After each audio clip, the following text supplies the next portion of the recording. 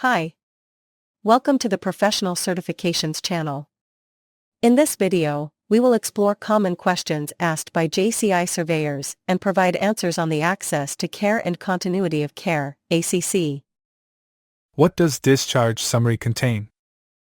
A discharge summary is a critical document that provides a comprehensive overview of a patient's hospital stay and outlines important information for ongoing care after discharge. It is typically prepared by the attending physician or another member of the healthcare team and is shared with the patient, their family, and any healthcare providers who will be involved in the patient's follow-up care. Here's what a discharge summary typically contains. 1. Patient identification information. Full name. Date of birth. Medical record number, MRN. Contact information. Admission and discharge dates. 2. Reason for hospitalization. Chief complaint, the primary reason the patient was admitted to the hospital, e.g., chest pain, shortness of breath. Admitting diagnosis, the initial diagnosis or condition that led to the patient's hospitalization. 3. Hospital course. Summary of hospital stay, a detailed narrative that describes the patient's condition during their stay, including key events, changes in diagnosis, and the course of treatment. Diagnostic tests, results of major diagnostic tests, e.g., blood tests, imaging studies, conducted during the hospitalization. Treatments and procedures, a summary of significant treatments, surgeries, or procedures performed, including their outcomes. 4. Final diagnosis. Primary diagnosis, the main diagnosis identified at discharge, which was the primary focus of treatment. Secondary diagnoses, any additional diagnoses identified during the hospital stay, e.g., chronic conditions, complications. 5. Medications at discharge. Medication list, a comprehensive list of all medications prescribed at discharge, including dosages, routes, and schedules. Changes in medication, notes on any changes made to the patient's medication regimen during their stay, including discontinuation or addition of new medications. Instructions, specific instructions regarding how and when to take each medication, as well as any potential side effects or interactions to be aware of. 6. Follow-up care instructions. Follow-up appointments, details of any scheduled follow-up appointments, including dates, times, and locations. Referrals, information on any referrals to specialists, physical therapy, home health care, or other services. Monitoring and tests, instructions for any required monitoring, e.g., blood pressure, blood sugar, and any tests or labs that need to be performed after discharge. 7. Patient education. Discharge instructions, detailed instructions for the patient regarding care after discharge, including wound care, activity restrictions, dietary recommendations, and signs or symptoms that warrant contacting a healthcare provider. Lifestyle recommendations, guidance on lifestyle changes that may be necessary to manage or improve the patient's health condition, e.g., smoking cessation, exercise, diet modifications. 8. Condition at discharge. Patient's condition, a description of the patient's physical and mental condition at the time of discharge, e.g., stable, improved, ambulatory. Vital signs, a summary of the patient's vital signs, e.g., blood pressure, heart rate, at discharge if relevant. 9. Advance directives. Advance directives, any updates or details about the patient's advance directives, such as a do not resuscitate, DNR, order, or living will.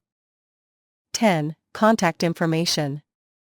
Primary care provider, contact details for the patient's primary care physician or the healthcare provider responsible for follow-up care. Hospital contact, information on who to contact at the hospital for any questions or concerns post-discharge, e.g., case manager, discharge planner. 11. Additional notes. Special instructions, any additional instructions or recommendations that don't fit into the other categories but are important for the patient's post-discharge care. Alerts and precautions, any specific alerts, e.g., infection control precautions, allergy alerts, that the patient or their caregivers need to be aware of. Example of a discharge summary. Patient name, John Doe. DOB, January 1, 1950. MRN, 123456789. Admission date, July 20, 2024. Discharge date, July 27, 2024. Reason for hospitalization. Acute chest pain, diagnosed as a myocardial infarction. Hospital course.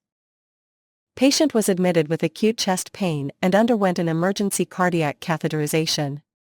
2 stents were placed in the left anterior descending artery. Post-procedure, the patient was monitored in the ICU for 48 hours and then transferred to the general ward. The patient's condition improved, and he was started on a cardiac rehabilitation program. Final diagnosis. Acute myocardial infarction, primary. Hypertension, secondary. Hyperlipidemia, secondary. Medications at discharge. Aspirin 81 mg daily. Metoprolol 50 mg twice daily. Atorvastatin 40 mg daily.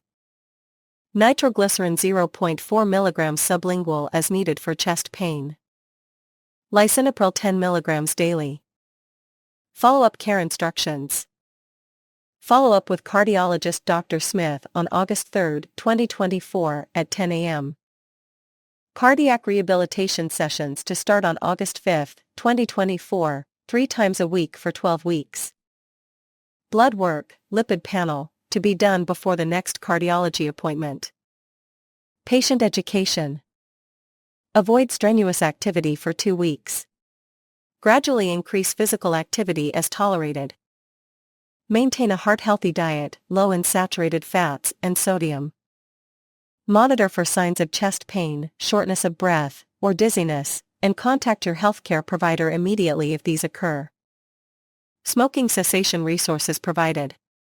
Patient advised to quit smoking to reduce cardiovascular risk. Condition at discharge. Stable and ambulatory. No complaints of chest pain at discharge. Advance directives. DNR order in place, per patient's wishes. Primary care provider. Dr. Jane Brown, ABC Family Medicine, phone, 555-123-4567. Hospital contact. For any questions related to your hospital stay, please contact the Discharge Planning Office at 555-987-6543. Conclusion. A well-prepared discharge summary ensures that all relevant information is communicated to the patient, their family, and follow-up care providers, which is essential for a smooth transition from hospital care to home or another care setting.